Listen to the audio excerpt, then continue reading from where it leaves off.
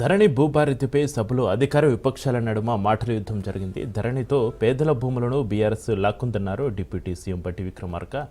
లక్షల ఎకరాల భూములు వివాదంలో ఉండడానికి కారణం బీఆర్ఎస్ అని ఫైర్ అయ్యారు. దీనికి పల్లా స్పందిస్తూ ప్రభుత్వం తెచ్చింది భూభారతి కాదు భూహారతి అన్నారు. జమాబందీ పేరుతో మరో దుకాణం తెరిచిందని, ఇప్పుడు జమాబందీ ఎందుకో ప్రభుత్వం చెప్పాలన్నారు.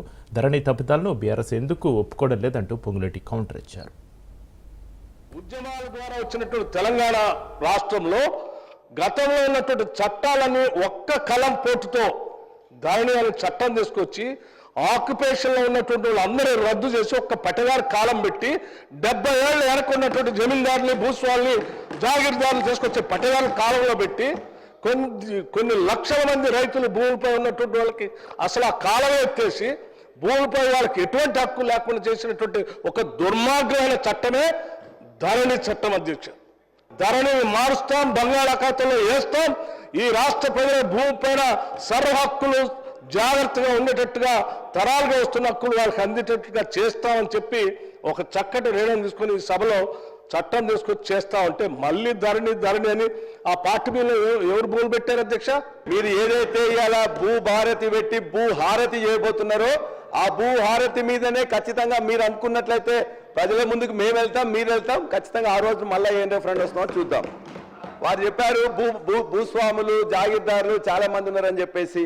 మరి మీ యొక్క ఈ చట్టంలోనే ఈ యొక్క తెలంగాణ సోషియో ఎకనామిక్ అవుట్బుక్ బుక్లోనే మీరు ఇచ్చారు ఏమని, ఈ రాష్ట్రంలో 25 ఎకరాల కంటే ఎక్కువ ఉన్న వాళ్ళు ఓన్లీ 9,000 మంది ఉన్నారు మాత్రమే మీరు లిస్ట్ ఇచ్చారు. మరి ఎక్కడ భూస్వాములు ఉన్నారు?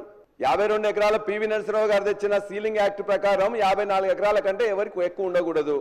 ప్రతిరోజున 100 ఎకరాలు 200 ఎకరాలు 400 ఎకరాలు ఉన్నదని చెప్పేసి మాట్లాడుతుంటారు.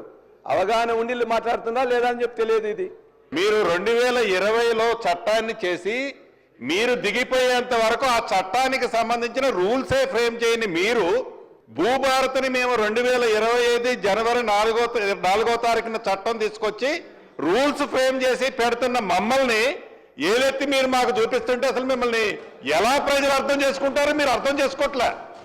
ఏదైతే మాన్యువల్ పానీ అంటారు, విఆర్ఏ విఆర్ఓల్ని తీసేసామంటారు. ఎస్, మీరు తప్పు చేశారు కాబట్టే విఆర్ఏ విఆర్ఓ వ్యవస్థలో మంచి వాళ్ళని తప్పకుండా ప్రతి రెవెన్యూ విలేజ్కి ఒక ఆఫీసర్ని పెడుతున్నాం.